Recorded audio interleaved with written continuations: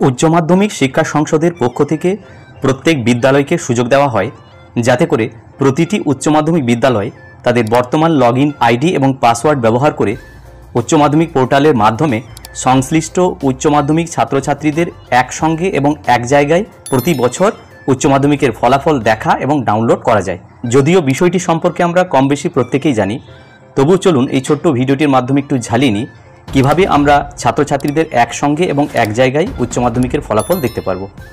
তো উচ্চ মাধ্যমিকের যে পোর্টাল সেখানে আছি, বর্তমান লগইন আইডি এবং পাসওয়ার্ড ব্যবহার করে এখানে এন্টার করতে হবে। উচ্চ মাধ্যমিকের যে পোর্টাল সেখানে উপস্থিত হয়েছি। নিচে বাঁ দিকে রিপোর্ট সেকশনে যাব, স্কুল রিপোর্ট, একটু নিচের দিকে এলে দেখা যাবে এইচএস রেজাল্ট, এখানে ক্লিক করব। এখানে সেশনটা দিয়ে দেবো 2024-25, স্টুডেন্ট টাইপ রেগুলার, এবার সার্চ। দেখুন এখন কোনো রেজাল্ট নেই, যেহেতু বেলা 2টোর পর থেকে উচ্চ মাধ্যমিক শিক্ষা সংসদ বলেছে যে ছাত্রছাত্রীদের রেজাল্ট বেলা 2টোর পর থেকে বিদ্যালয়ের লগইন আইডি এবং পাসওয়ার্ড ব্যবহার করে আপনারা দেখতে পারবেন।